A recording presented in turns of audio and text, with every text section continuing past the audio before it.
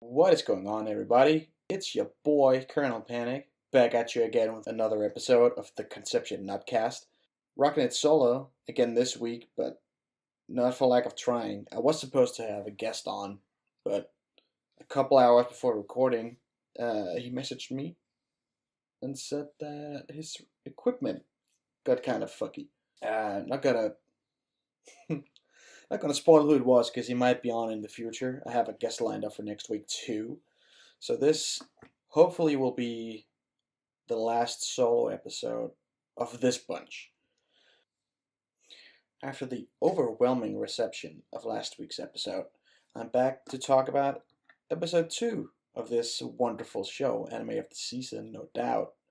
And right off the bat, I gotta address the elephant in the room, and I feel so betrayed.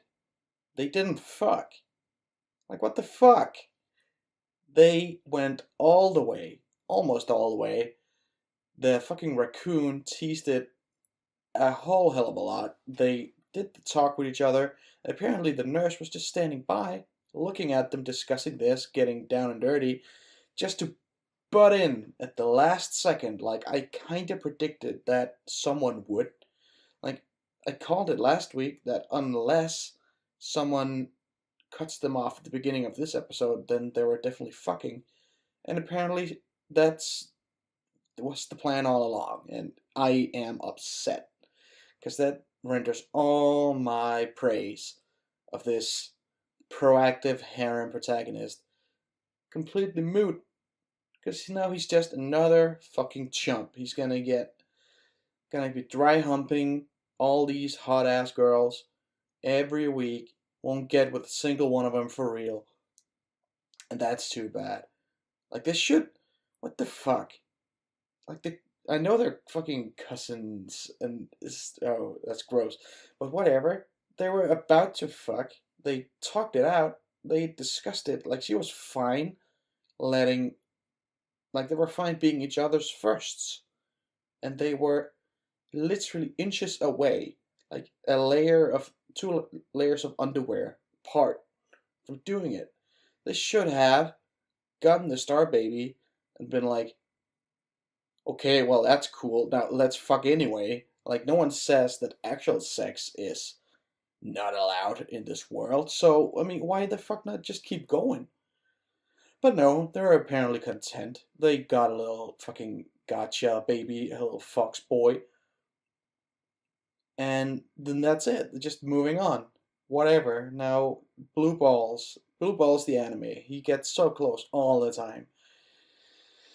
The only one who's there to get him off is apparently the fucking raccoon. Like we see this later. He's looking at some armor. I think this is either before or after the first failed attempt at the dungeon crawling part of the game and the show.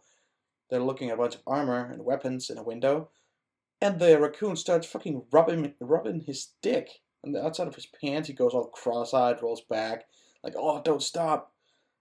Gets him fucking rock hard. Doesn't get him off, I don't think. I fucking hate that raccoon so much. I'm skipping all the way to the end of my notes here. I hate that raccoon. No one talks more than the raccoon. It's the most annoying part of this game. And it's like, I can see the function of the raccoon in the game. Like, I haven't played it, but I can already see that he's like the tutorial one that explains everything. A little stupid ass sidekick follows you around, explains everything like fucking Omo Chow in the newer Sonic games or whatever. But in an anime, you don't need that. I mean, it's funny that he pops up with this sign and says, "Go here to read more," but fuck off. He's so annoying. Anyway, okay, so they fuck, they get a doll baby gotcha thing, and it's a pretty bland design. Whatever. Cute. On the way back, they, like this, the highlight of this episode for me was on the way back, Raccoon has apparently planned with the girl of the week, the next girl he's gonna have a baby with, Ruka, the maiden of cancer. He has planned with her that on the way back from all this, she's gonna do the cliched toast in mouth. Oh my god, late for something run around a corner, bump into the MC, move. And they do that, and it's actually super cute because she seems very like emotionally detached. She's kind of got a cold stare, doesn't really understand why this is a thing. The raccoon does, of course, as we later learn. He's got all the tricks in the book. Okay, so they do that, and that's cute. She bumps into him like, "Oh, what are you doing, you dumbass?" Toasted mouth, keeps running. Okay, whatever. Now they go to the next place, and it's just a room with all the girls. Like, I thought maybe the show would be him traveling the land, finding them, meeting them, talking to them, getting to know them, and then not banging them, whatever, doing the love ritual. I thought that was gonna be it. That was gonna be like a fucking showcase of this, like a bunch of world. Like, it's a great opportunity for world building, right? But no, they're just all there in the same town, right next door. Comes over. They all introduce themselves. My girl, Ari, I think she says, gets to say a couple more lines, and then she's not in the show anymore. Whatever. It's so upsetting. I just want her episode. What the fuck ever. Who cares about this Maiden of Cancer? I mean, she's cute. The character designer obviously knows what he's doing. Again, it's the same guy who did ReZero. Fucking great designs for most of them. Uh, except that one, I think she's the one for Bull, for Taurus, or whatever. With the fucking elf ears and the cowboy pants. I hate her. Well, I don't hate her. I hate her design. I don't like her outfit. Or the way she looks. We also showed that the Gemini girl, who I thought was two different girls. Well, they are, but it's two different girls in one. So, like, you smack her upside the head, she switches between, like, white and dark. And one is nice and one is evil. So this is literally the character from early Dragon Ball launch, I think is her name. One who switches between like a homely house mother thing, bakes cookies, you smack her head, she sprouts an Uzi and starts robbing banks. And sometimes she's left to her devices for years, and then she's, oh yeah, with her it's sneezing. Every time she sneezes, she switches. And it's implied that sometimes she stays evil for like years. He somehow doesn't sneeze for a couple of years. Just goes on a fucking crime spree across the country. Like, that's a great character. This is just uh, personality switching the character, but with no personality. Anyway, they all go on a picnic, hosted by the king's vizier, I guess, his assistant, whose name I looked up. It's like Narcissus or something. And I don't know. You think he's gonna be evil? I think if anyone's gonna be evil, it's him. But then again, I think this show might just be superficial enough that no one's gonna be evil. Right? Like, it doesn't have time. Well, it has all the time in the world to introduce an actual plot, but I don't think they're gonna. Because, I mean, that's just not the sense I'm getting with this. So they go on, they introduce all the girls, and they're like, the raccoon is talking to him like, okay, these are all the girls. You gotta. He's basically doing this is a dating sim talk. Like, you have to seduce them all and raise their affinity. He might as well go into the part about getting the right gifts and saying the right things, what they all like. But I guess that's what we're gonna find out in the next many episodes. Except he gets with the fucking cancer girl like right away in this one. Like, not doesn't even really try. The raccoon has set up like a fateful meeting in a meadow or whatever. Like, he's at the picnic and someone's like, "Oh, where's Ruka?" And he's like, "I'm gonna go find her." And he meets her in a meadow. She reveals that she's an Esper, a mind reading fairy kind of person. And I'm like, oh, she's gonna read his mind. I wonder what he's thinking. She tries and she can't because he's not from this world. And I suspect the writers were too lazy to come up with something that he might be thinking of that isn't just more porn. Because that would be like character building. Like, he is literally the most blank slate MC I've ever seen. has nothing going for him. I don't even remember his name.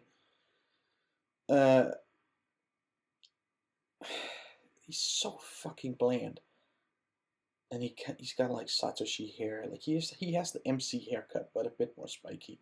Like no, not spiky, flat kind of.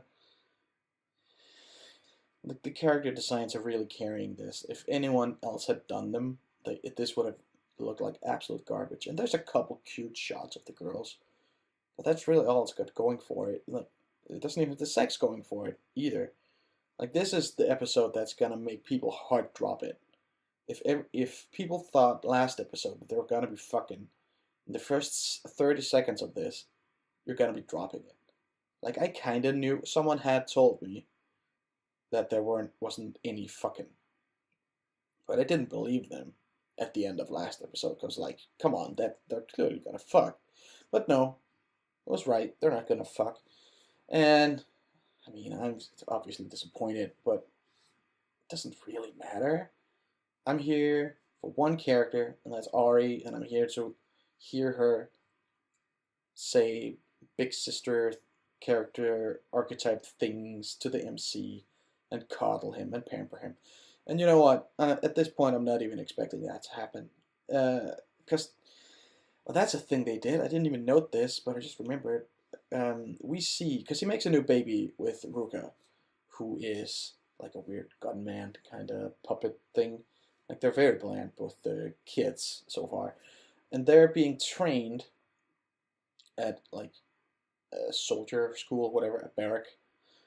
And you see the trainer, and she is the first character to go ara ara in the entire show, and that's disappointing because she's not a One-san type character.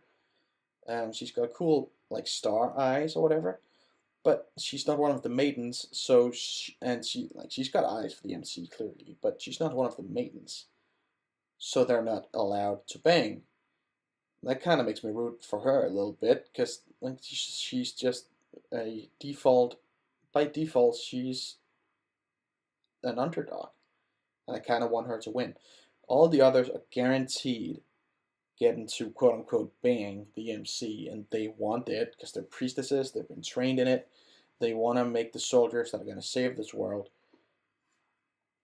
and it's not actual sex. So like, there's nothing. It's just dumb now. It's just stupid, and it's not even gonna be a challenge. And like, I have to imagine, like, if this was interesting at all, they'd have a character who wasn't into guys. They would have like maybe a lesbian character, maybe an asexual character. They'd have one of the girls actually, one of the priestesses actually being a guy. They do like not that that's interesting at all, but it's something like it's a challenge for the MC to overcome. Like he would have to seduce these people who aren't into him. But so far they're all just eager to get with him. And they're just gonna like I'm keeping firm on my prediction that it's just gonna be a girl a week from now on, and then they're gonna pepper in some dungeon crawling because we get to see it a little bit. Like they go in and he gets his sword back that he got last episode. They fight like a paper doll thing, like the little kids are fighting too. They meet the first enemy and it just wipes the children out. They turn back into Russian nesting dolls. Oh yeah, when they're born, they come out of Russian nesting dolls. So the gacha game mechanics are like visually present, which oh, I can't even. That's so. It's so blatant in the way that it's like a straight up game adaptation. It's like one to one, and it's so stupid. So yeah, we've seen the dating sim DNA. We've seen the dungeon crawling DNA. And that's kind of it. Like he bangs the girl, they get a kid, they go into the dungeon, and they come back out, and the raccoon gives him a fucking hand job. And I think that's the end of the episode. I had some talking points here that I had planned for the guest, because I'm not one to talk about openings like OPs, because I've skipped that shit most of the time. There's very few that I watch every single time. They have to be fucking spectacular. Most OPs I watch once, and then after that, it's just insta skip. So I was gonna ask about the OP and the ED maybe next time, next week, but like, I think the OP is okay. The song is pretty okay. It's completely forgettable, catchy in the moment, but I couldn't recite a single fucking melody, chord progression, or anything from it right now, if you held a gun to my head. Don't remember what it's called, but the ED. Oh my god, can we talk about the fucking ED? It's like a male stripper idol performance where like a cardboard cutout version of the raccoon is doing an insane choreography on the love ritual bed. And like halfway through, a bunch of guys dressed up as the raccoon pop up and dance all around him, and it's done in like a 2D, like 3D, 2D kind of style. Like Paper Mario or South Park, where he's dancing like a marionette, and the song was awesome. Again, I completely forgotten about it. I couldn't recite any part of it, but it was a fucking spectacle. It was great. It's probably ED of this season. Not that I keep track of that kind of stuff at all.